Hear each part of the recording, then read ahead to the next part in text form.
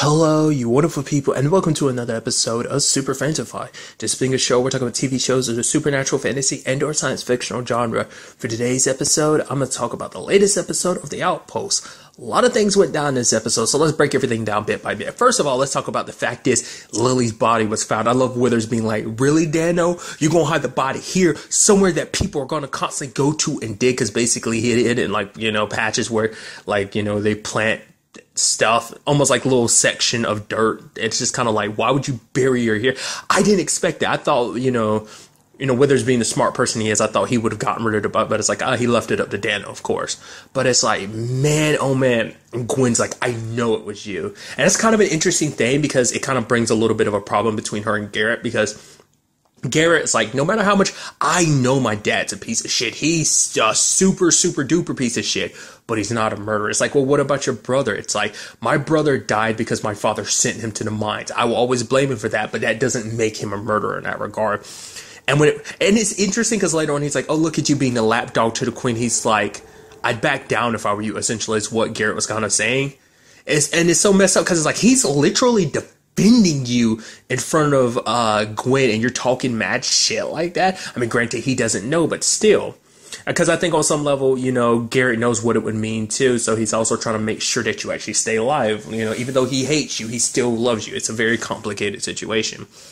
Which is like, man, their family dynamic, their family is super messed up. That's even more reason to hate your dad, huh? Just because that's probably extra reason why he hates his dad so much. Because it's like, technically because of him. What did his brother do then? Because now it makes sense, because we find out, that's what Withers does to punish people. He sends a lot of people to the mines. But why would you send your own son to the mine? He must have committed some crime. Because that's also why Garrett was like, there's no way he would do it, because Withers is so above board. He's so, like, a lawful person. Because obviously he followed the law to such a degree that he even sent his own son, one of his own sons, to the mines. But Gwen wasn't having that. Rosman. I keep calling her Gwen. I should just call her by her real name, Rosman. But it's kind of like, I've had enough of this. And it's just like, I know it was you. And he was like, it wasn't me. I'm going to try to do my best to find out who really did. She's like, stop BSing me. I know you did it. Even Calcazar is like, if I had the chance, I'd slice your head off right now. I'd kill you mainly for the fact that you were trying to blackmail her. And then he kind of drops all pretense. And then he's like, yeah, but you wouldn't want, the letters I had written to end up in Dred's hands. And for him, it's like, at this point in time, it's like, you're not even trying to hide the fact that you had something to do with Liv. You're not even denying it. At the very least, I thought you'd put it up a little bit, but I know he's like, I've been figured out. She's not going to let it go because she's pretty certain I did it, which in fact I did. So it's not like I'm an innocent person being wrongly accused or anything. So, but to punish him, Rossman is sending him to the mine. She's also saying like it's poetic justice essentially, because he did the same thing to his own son, and that's where he died. And it's kind of like, oh, your untimely death will be very slow because you'll be going to the mines. If I killed you right now, yes, the letters go out, but you're not dead, so I don't have to worry about it. So that's interesting. He goes to the mines, gets the living crap beat out of him. He's saved by a woman named Syl, who it turns out it's like, oh, you got friends in high places. I'm like, oh, did Garrett help him out? And it's like, oh, mistress. At first I was like, oh, why would Gwen make sure you're alive? Well, I guess the whole point is to make sure that you stay alive so the letters don't get bad. But then immediately, it took me a second, but I was like, mistress. Eleanor. I was like, right, she's sweet on Withers. So, but also, I'm sure it's, well, partly because she's sweet on him, but also because no matter what the circumstances, he's a powerful person to have in your debts, essentially. Which it does beg the question, why is Syl working for Eleanor? I mean, well, I'm sure like Syl is getting benefits from it in some shape or form, but why does Eleanor need someone in the mines working for her? Like, what benefit does that hold for you? There's definitely more to that situation, but I just think that's fascinating on its own, because it's like, yeah, that's like, how can someone in the mines help you? I mean, in this regard, it makes sense, but it's like, maybe she's able to kind of like slip a lot of stuff through because she's got it good with one of the guards, so it's kind of like, maybe she can kind of get things in and out, kind of be like a underground, like secret, like smuggling type of thing. Like, I don't know if that's what this all comes down to, because I guess this way you don't have to do stuff through the city. You can just kind of operate things through the mine, so it makes it a little bit easier, kind of exchanging hands and just, I don't know, that's my thought process behind it. So then going back to it, there's a whole situation with the traitors, those people who are so against this whole like thing, that those three guys were like, hey, you know what we're gonna do is one of us is going to have to run to the Prime Order and warn them. Because basically the whole thing is like, we signed up to fight Greyskins, not the Prime Order. Because going up against the Prime Order, I mean, for them also, it probably means ultimately death, but it's like, this is the way the world is. It's like literally the thought process of overthrowing a government. It's literally overthrowing a government and powerful force in this sense. So it's probably like, if things go wrong, all it's going to do is mess, not only them killed, but also their families too. So that's, you know, it's more than just fighting Greyskins. You fight Greyskins, you might die. That's one thing, but like going against the Prime Order, their wrath will be brought down on everyone you love and care about. It's they didn't bring it up, but I'm assuming that's kind of the thought process behind it. But like I said, it's also like, this is the way the world has been for a lot of them for such a long time. So it's like, no. Like, why would we overthrow it? You know, I guess they're believers in this world, but more so it's probably once again, kind of going back to what I was talking about, fear. It's probably the biggest motivation. It kind of plays into it. So one of the guards, that dude in particular, kind of starts beating and torturing him to get information, but Gwen's like, we won't do that, because it's like, hey, that's how the Prime Order runs things. This is how we run things. So they are going to execute that dude because he was a traitor, but she's not going to just torture and hurt the other people to try and get information out of him. It's like, no, the fact of the matter is you are guilty of treason, and so you must die. And the sad thing is, like, not only did she have to watch it, she had to lift her hand, because her hand was the signal for it to go through. So, you know, it makes it, you know, this is her first time witnessing something like that firsthand, and she has to be the one directly responsible, because it's her decision to be like, it has to be done. And, you know, it's a terrible thing, but at the same time, it's also showing the other people, like, no, go and tell the others what you saw, because I am a just queen. I executed him simply because he did betray. You know, all I ask for is your loyalty in return. That's what I demand. And it's just like, I know, because she understands, because part of them wanted, like, you know, Garrett kind of agreed to, is like, maybe we should kind of figure this out, because there's no way this dude was working alone. He probably had a few friends who were in on this, but which is kind of shows his loyalty too, because the fact is, no matter, even though he was captured, he didn't betray his other two friends who were involved in the situation. But it's like, if we don't find out who the other people are, there's a good chance this could lead to more treachery in the future, that these friends could spread dissent amongst the group. It's like, for Gwen, it's like, what matters most is, like, not just torturing them because they've actually done nothing wrong. It's like, well, yeah, but that's the thing, because if we go around handling this like the Prime Order does, that makes us no better than them, and all that's going to do is spread more dissent. So it's like, it's kind of like a lose-lose situation. So she took the greater, like, the best path in that situation, because I think going the way she's going is the right way. It's the kind of way a ruler should, a just and fair ruler would go about it, you know? So that was kind of interesting. It also brought up an interesting conversation between Rosamund. I think I'm pretty sure, I still keep calling her Gwen, but Rosamund and Garrett, that's going to take a while. They're going to get used to. But for Rosamund, it's about the fact is that, you know, she wants Garrett's loyalty, because it's like, oh, what about when this is all said and done? Like, when I'm back on my throne and all my enemies are dead, what about us? And he's like, I don't know. I don't have land and stuff like that. You know, he doesn't have the status to be over, but she's like, I'm the queen. I can change all that.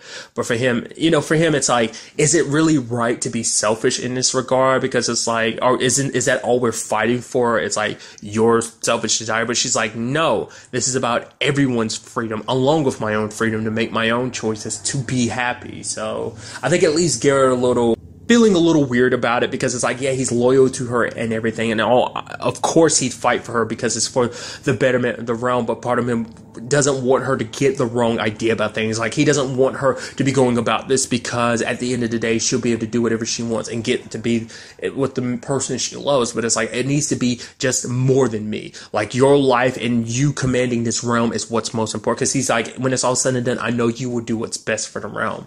And that's what he wants.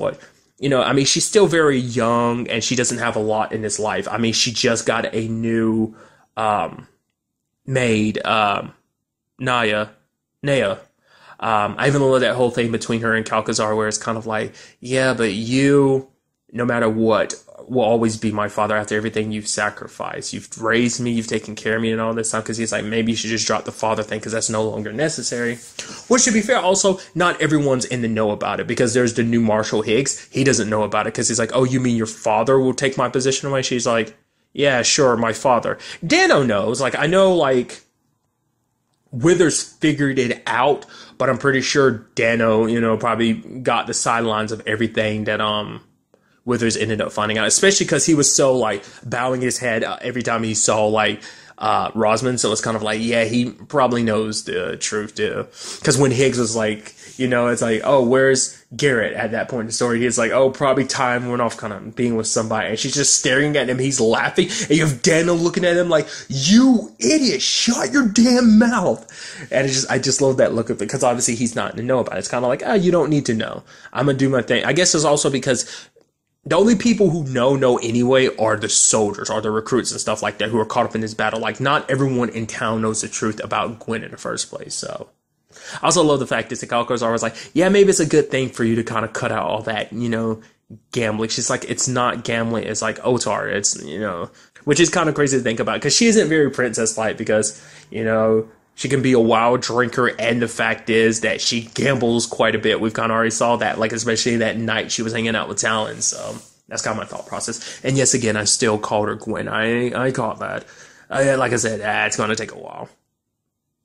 Sad thing about Garrett is this episode, he ends up getting stung because of the plaguing situation, and doesn't tell anybody, and he locks him up in Jonzo's workshop. Obviously I was like, oh, you're hoping to run into Jonzo or something, aren't you? And it's like, yeah, Jonzo's not there. But I guess it's also the very least thing he can do is wait there, lock himself up so that no one gets caught up. If he turns, at the very least, he's down there by himself, you know, and if Jonzo gets back in time, maybe he can do something about the situation. But, because there's nowhere safe for him to be.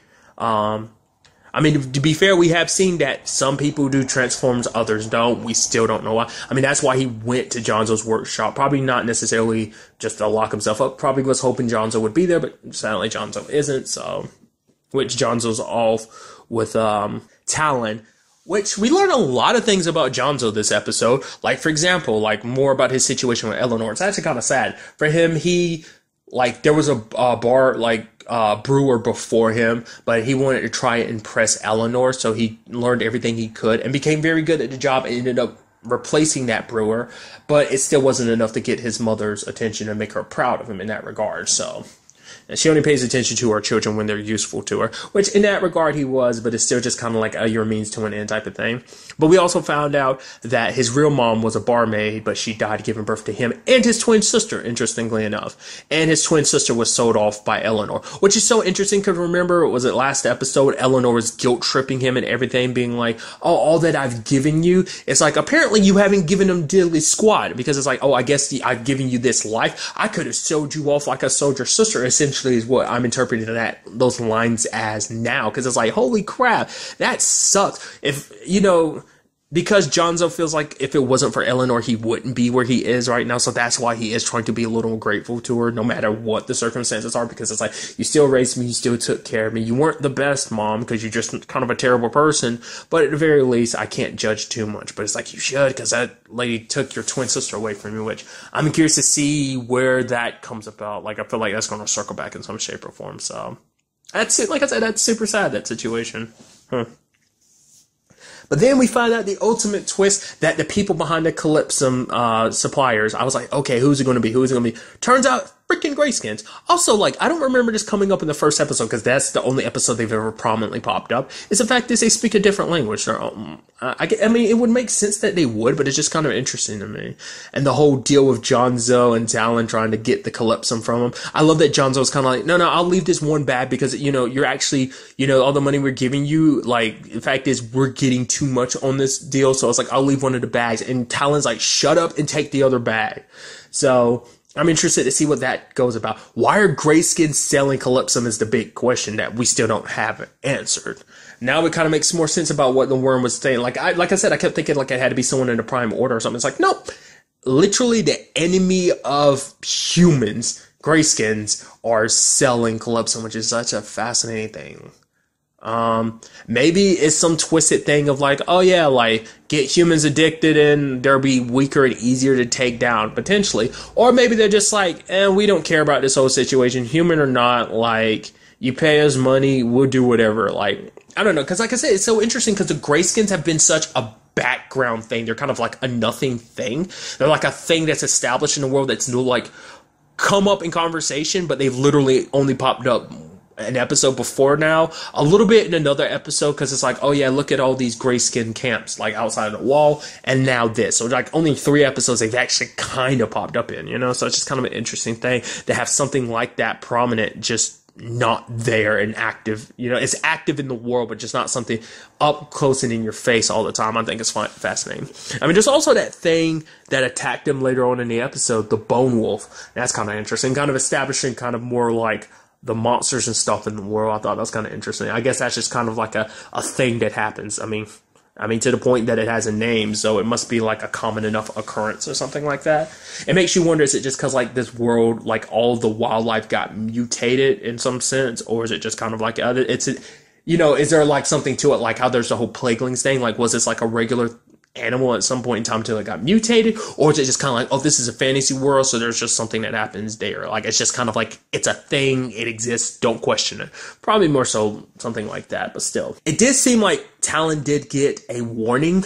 I don't know whether that, I mean, it seems like whatever this Dragman thing is, which I'm assuming it is Drag at this point in time, I thought was something else. It's kind of hard to say which one it is, whether it's, because like Dread is like, oh, I'm coming after you, and then like she gets a warning about, oh, the Dragman is coming, but then it's like, well, what, because it is, the Dragman does basically, essentially it's revolving around death, and it's like, well, he is kind of death in Talon's eyes, because he did wipe out her entire family. But once again, it seemed like he was sending a letter to tell somebody, so once again, it's something I brought up before too. He's the ambassador. I didn't know he was the ambassador. I thought he was kind of the top head honcho of this whole Primordial thing. It's like, no. So he's probably sending words to his boss. It's like the word probably came down to him to handle this whole Black Blood situation, because like who's ever at the top of this Prime Order thing is probably the one that really set it all in motion to get her family killed.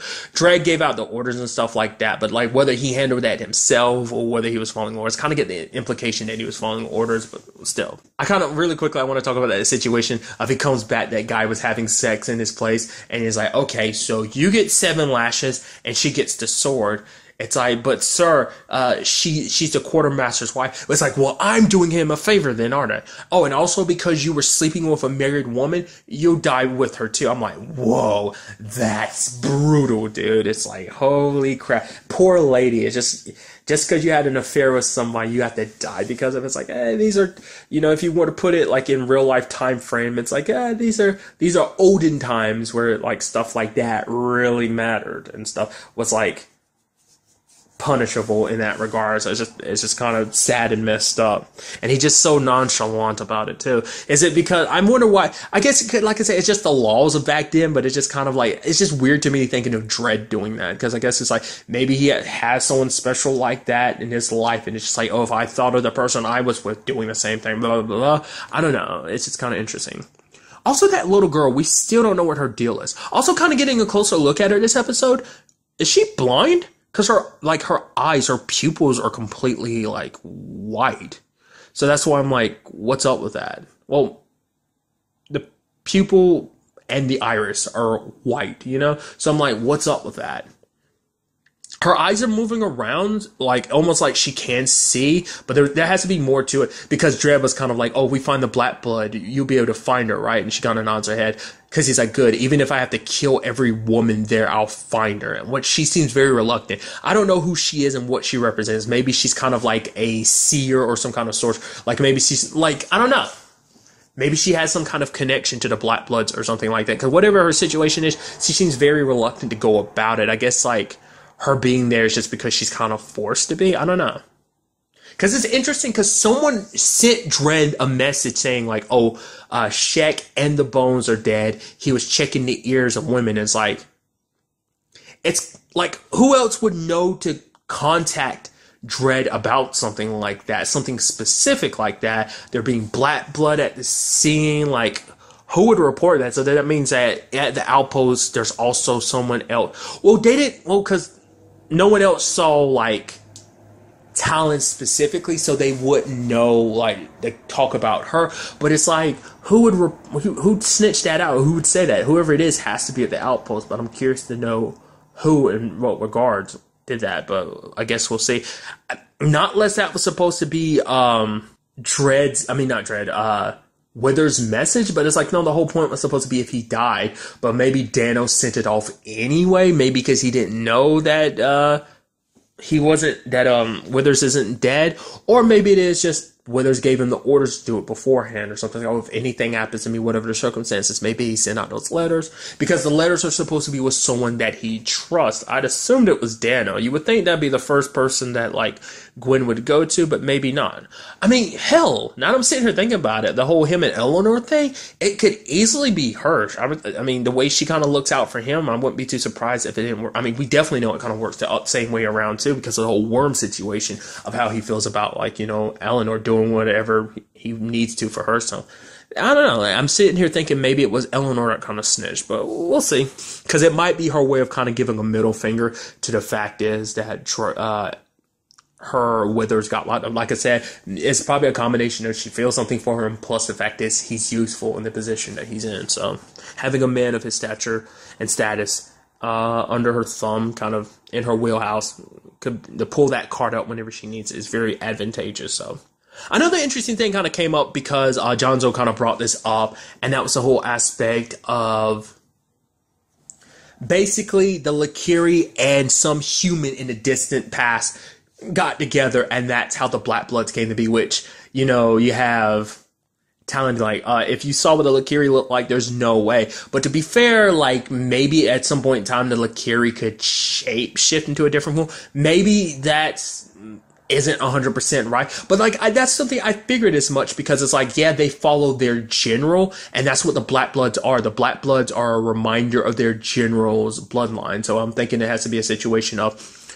whoever their great general was years and years and years ago, way in the past, came to Earth, kind of fell in love with human, like obviously kind of that state age of sword, like kind of making the comparison of like, just because it's on my mind, Devil May Cry, like the whole Sparta situation, like kind of like that. I kind of chalk it up to that. Maybe maybe it isn't like that. Maybe like Talon was right to be like, oh, maybe, you know, Jonzo was reading something wrong or something.